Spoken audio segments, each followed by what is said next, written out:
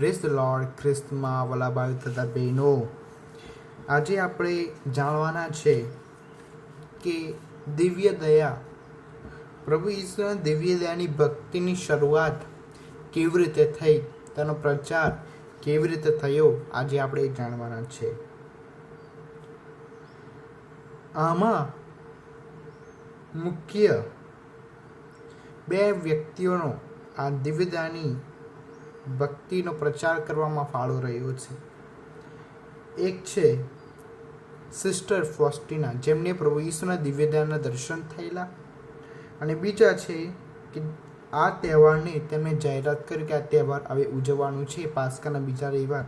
એ છે મહાપોપ John pole દ્વિતીય. આપણે જાણીએ કે કેવી રીતે પ્રભુના દિવ્ય દયાની ભક્તિની શરૂઆત થઈ અને તેનો પ્રચાર કેવી રીતે થયો. 25મી ઓગસ્ટ 1905માં પોલેન્ડ દેશમાં ક્લોકોવી એક ગામમાં એક ગરીબ પરિવારમાં હેલનનો જન્મ થયો. 1912માં 7 વર્ષની ઉંમરે હેલનને પ્રથમવાર ઉન્નત જીવન જીવવાની વાણી સંભળાઈ. નાનપણથી જ હેલન ભક્તિવાન હતી. પ્રથમ વિશ્વયુદ્ધ દરમિયાન હેલનના પરિવારને ભારે હાડમાંથી વેઠવી પડી. તે માત્ર 3 વર્ષનું પ્રાથમિક શિક્ષણ મેળવી શકી. 1925માં સિસ્ટર ઓફ મર્સી નામના સાધ્વી સંઘમાં જોડાઈ. લગભગ અભણ હોવાને કારણે તેને કોન્વેન્ટના રસોડામાં કે ફળોની વાડીમાં કામ કરવું પડતું. 1926માં તેને સાધુનો પોશાક મળ્યો અને તેનું નવું નામ મારિયા ફોસ્ટિના ધારણ કર્યું. 22મી ફેબ્રુઆરી 1931ના દિવસે સિસ્ટર ફોસ્ટિનાને ઈસુના દર્શનનો અનુભવ થયો અને તે લખે છે, મેં ઈસુને સફેદ પોશાકમાં જોયા. તેમનો એક હાથ આશીર્વાદ મુદ્રામાં ઊંચો કરેલો હતો અને બીજો છાતી પર હતો. તેમના હૃદયમાંથી પોશાક આરપાર 2 પ્રકાશના કિરણ નીકળતા હતા, એક લાલ અને બીજું ઝાંખું સફેદ. સિસ્ટર હાલ્યા ચાલ્યા વિના ઘૂંટણે પડી ગયા અને હર્ષ તેમજ બીકના મિશ્ર ભાવથી ભરાઈ ગયા અને આપણા પ્રભુ ઈસુ બોલ્યા, તું મને જુએ છે તે પ્રમાણેનું મારું ચિત્ર દોર અને તેમાં સૂત્ર લખ. પ્રભુ ઈસુ, હું તમારા પર શ્રદ્ધા રાખું છું. મારી ઈચ્છા છે કે આ ચિત્રની ભક્તિ પ્રથમ તારા નાના દેવળમાં અને પછી આખી દુનિયામાં થાય. દયાના રાજા ઈસુના આવા દર્શન સિસ્ટરને અનેક વાર થયા. સિસ્ટરનું પ્રાયશ્ચિત સાંભળનાર પુરોહિત સિસ્ટરને લાલ અને ઝાંખા કિરણનો અર્થ ઈસુને પૂછવા કહ્યું. ઈસુનો જવાબ આ પ્રમાણે હતો, જ્યારે ક્રૂસ ઉપર મારા વ્યથિત હૃદયને ભાલાથી વીંધી નાખ્યું, ત્યારે મારી ગહન દયારૂપે લોહી અને પાણી બહાર ઘસી આવ્યા. ચિત્રમાંના કિરણ આનું પ્રતીક છે, ઝાંખું કિરણ પાણીનું પ્રતીક છે જે આત્માઓને ન્યાયથી બચાવે છે, અને લાલ કિરણ તે લોહીનું પ્રતીક છે કે જે આત્માનું જીવન છે.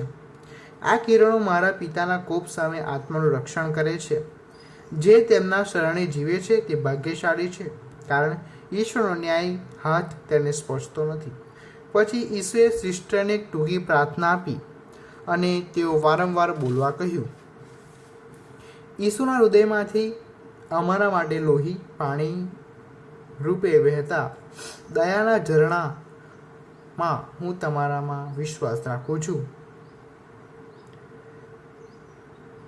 પોતાના ક્ષમાદાયી પ્રેમની નિશાની રૂપે ઈસુએ સમગ્ર ધર્મસભામાં પોતાની દિવ્ય દયાનો તહેવાર ઉજવવાનો આદેશ આપ્યો. ઈસુએ સિસ્ટર ફોસ્ટિનાને કહ્યું, પાસ્ખા પર્વના પછીના પ્રથમ રવિવારે આ ચિત્રનો ભવ્ય આશીર્વાદ થાય અને એ રવિવાર દયાનો રવિવાર મનાય. એ દિવસે મારી દયાના દ્વાર સૌ કોઈ માટે ખુલ્લા મુકાશે. એ દિવસે પ્રાયશ્ચિત કરનારને, ખ્રિસ્તપ્રસાદ ગ્રહણ કરનારને તમામ પાપો તેમજ શિક્ષાની સંપૂર્ણ ક્ષમા આપવામાં આવશે અને શ્રદ્ધાપૂર્વક માનવજાત મારી દયા તરફ નહીં વળે ત્યાં સુધી તેને શાંતિનો અનુભવ નહીં થાય.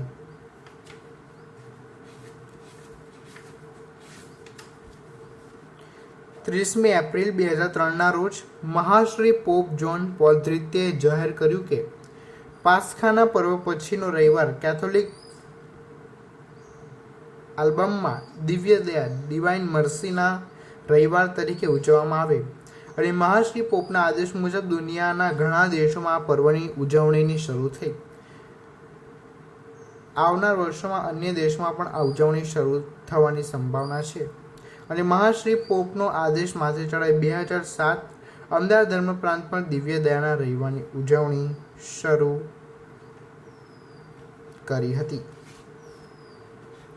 આજે આપણે જાણ્યું કે પ્રભુ ઈસુના દિવ્ય દયાના દર્શન સિસ્ટર ફોસ્ટિનાને મળે છે અને પ્રભુ ઈસુના ઈચ્છા પ્રમાણે આ દિવ્યદાની ભક્તિ બધે ફેલાય અને તેનાથી એમના ભક્તોને એમની દયાનો અનુભવ થાય અને એમનામાં આગળ વધી શકે. એટલા માટે પ્રભુએ આ દિવ્યદાની ભક્તિ કરવાનો આદેશ આપ્યો સંત ફોસ્ટિનાને, અને સંત ફોસ્ટિનાએ આ દિવ્યદાની ભક્તિનો પ્રચાર કર્યો. અને સિસ્ટર ફોસ્ટિનાને ઈસુએ આપેલ વરદાન આ પ્રમાણે છે: જે આત્માઓ મારી દિવ્યદાની મહિમા ભક્તિનો પ્રચાર કરે છે, તેમનું જેમ એક વત્સલ માતા પોતાના બાળકનું જતન કરે છે, તેમ હું તેમના આખા જીવનમાં અને વિશેષ કરીને મૃત્યુ પડે રક્ષણ કરીશ. હું તેમનો ન્યાયાધીશ નહીં પણ અનુકંપાલીશ બનીશ. આ જે વરદાન છે તે પ્રભુ ઈસુએ સંત ફોસ્ટિનાને આપેલું હતું. જો તમને વિડીયો સારો લાગ્યો હોય અને તમને અહીં નવું જાણવાનું મળ્યું હોય કે પ્રભુના દિવ્યદાની ભક્તિની શરૂઆત કેવી રીતે શરૂ થઈ અને તમને જાણ્યું હોય, ઉપયોગી બન્યું હોય, તો તમે આ વિડીયોને લાઈક કરો, સબસ્ક્રાઈબ કરો, શેર કરો અને પ્રભુના વિશે આપણે વધારે મનનચિંત કરીએ, ઊંડાણપૂર્વક જાણીએ. Praise the lord. જય ઈસુ. પ્રભુ ઈસુ, હું તમારા પર શ્રદ્ધા રાખું છું.